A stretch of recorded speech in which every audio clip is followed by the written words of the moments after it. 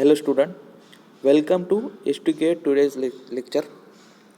Previously we saw iterative development model,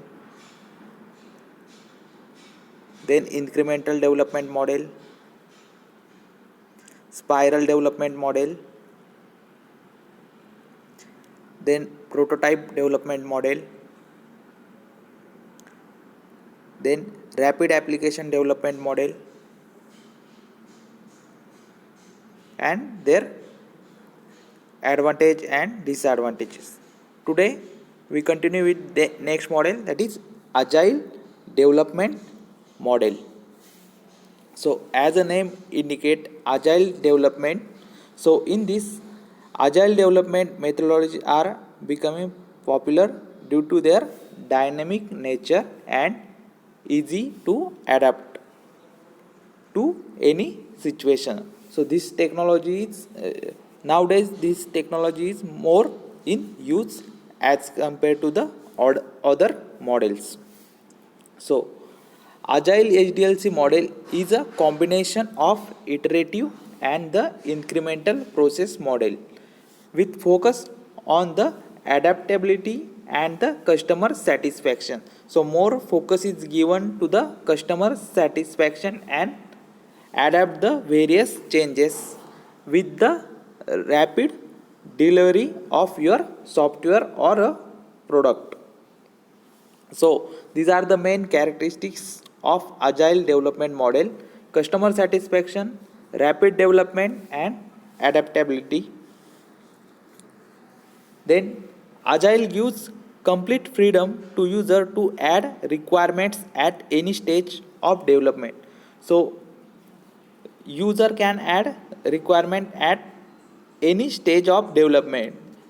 We saw already various phases of development such as development, testing. So at any phase you can add the requirement, and it also gives the importance to delivering the working software rather than achieving requirement defined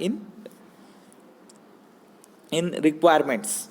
Okay, so it more focus on the working software, how we can provide the working software more fastly rather achieving the requirements defined in requirement. So in this way this model is more focused on practical approach.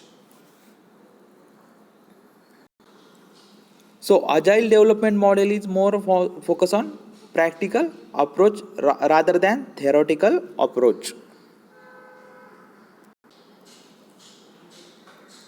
The diagram shows the agile development model. So in agile processing, your process is divided into number of iterations. Each iteration is about 2 to 3 months. So again here is a planning phase, requirement analysis, design, building, testing phase. All phases are included. So in agile development, main advantage, you can add your requirement at any stage, first stage, second stage or third stage. So this is the advantage of agile methodology. Okay, next point is limitation of agile development model. So first limitation is not suitable for handling complex dependency. If your software contain complex dependency, then it is not suitable. More risk of sustainability, maintainability and extensibility. So here is, as we are adapting the changes at any stages, so there are consider more risks for sustainability, maintainability and extensibility of your software. Then an overall plan, then agile leader and agile project management practice is must, without which it will not work. So previously previous we saw various model. So in that model, so we don't require any, we can say, agile leader or agile project management practice. So here, but in agile we require the agile project management practice. Without agile project management practice, it is not possible to implement the agile process. Also, we require agile leader, so which lead the team, and overall planning is also required. So in agile methodology, there is some, we can say, the overheads in your projects, then depends heavily on the customer interaction. So if customer is not clear, team can be driven in the wrong direction. So here agile process is customer dependent. Okay, if it more focus on customer interaction. If customer is not clear, customer don't know what software he want, then team can driven in the wrong direction. And last disadvantage, there is a very high individual dependency since there is a minimum documentation generated. So here is a very high individual dependency on the agile leader and the agile project management team. So here is a high individual dependency present. So these are the limitations of agile development model. Next, we are going to learn two new terms which are used in software quality. First term is benchmarking and second term is metrics. So we are going to understand this one by one. The first is benchmarking. So it is an important concept in quality function development, that is QFD. Okay, it is an important concept in QFD. It is a concept of qualitative and quantitative metrics or measurable variable which can be used to assess product quality on several scale against the benchmark. So here one benchmark is, we can say, set. So and depend on that benchmark, the quality is tested.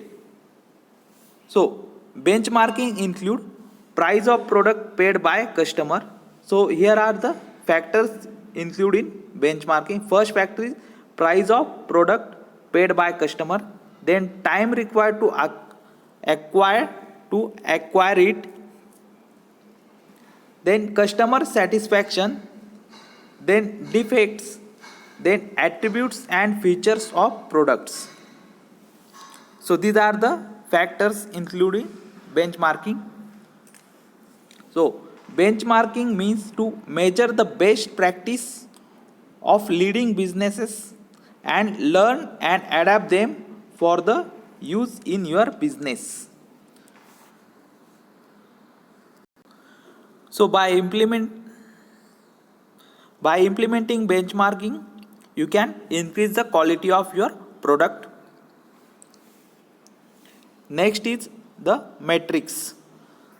They are defined for collecting information about the product capability. What is product capability? Then process variability and the outcome of the process in terms of attribute of the product. So again it is a quality matrix. Again it is defined for the, it show the product capability, again process, what are the outcome of it, then it is a relative measurement of some parameter of product which are related to the product and the process used to make it. So matrix is related with the product and the process. So remember, this matrix is related with the product and the process, how the process is going on for the production. And benchmarking include the various parameter, that is price of product paid by customer, then time required to acquire it, then customer satisfaction, defects, attributes.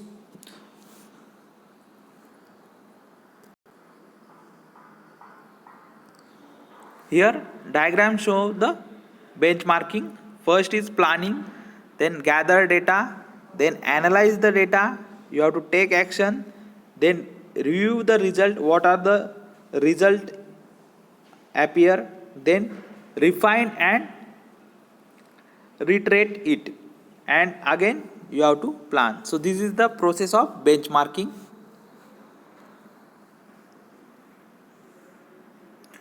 Now next point is problem solving techniques.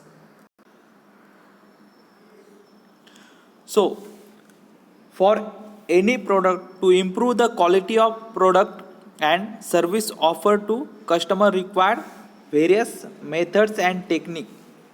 Okay, for solving problem associated with the development and the process used during their life cycle. So for solving any problem which occur during the production phase, we require some technique. Okay, so this technique mainly there are two types of technique used. First is qualitative problem solving technique and second is quantitative problem solving technique. So an organization must use matrix approach of process improvement because it need to make quantitative measurement. So you can use the matrix approach for the quality development. So this measurement can be accomplished by both the qualitative and quantitative method. So for qualitative problem solving refers to understanding a problem solution using only qualitative index such as high, medium, low, depending on the something is improving from the present status. So here take example, suppose you are making we can say the food product, then you can measure the quality of food product by the testing such as tasty, very tasty or bad. So it is called as qualitative problem solving. Then there is a second technique called as quantitative problem solving. So in quantitative problem solving requires specification of exact measure, okay, of exact measure in numerical terms such as the cost of 32.5% during last quarter or time required to product is reduced by 32 minutes. So in quantitative it is the exact measurement is take place, while in qualitative we can say in terms of the approximate values such as high, very high, low, medium. So these are the problem solving technique present. So for that you must follow the cycle of improvement, that is define, measure, monitor, control and the improve. So this is the problem solving techniques in quality improvement.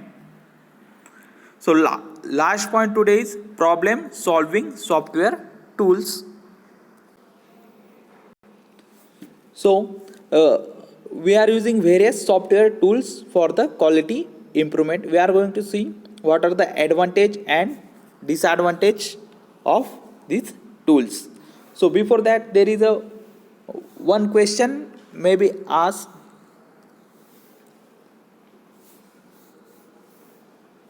Why should one use software tool to solve problems about the quality?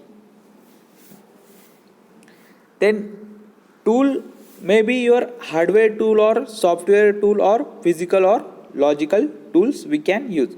So we are going to see the advantage of using software tools and disadvantage. First is advantage. First advantage is accuracy and the speed. The accuracy and speed of tool is much higher as compared to the performance of all transaction and calculation manually. So it give high accuracy and the speed if you are using the software tools. Then decision support offer. So software also provide the decision support tool, and it is independent of personal skill. So in software decision support system, the it is independent of personal skill, and there is a least variation from instance to instance. So there is a no emotion involved while making a decision. So the software give the better decision. Then next advantage, tools can be integrated with other system to provide a systematic and highly integrated means of solving problem. So you can integrate your system with the other system to the higher accuracy. So these are the advantages of software tools. Then disadvantage. So tools may means more cost. This is the first disadvantage. Cost is more, and the time to learn. Also you have to learn your software, then you can use it. So learn and implementation is another disadvantage of software quality tools.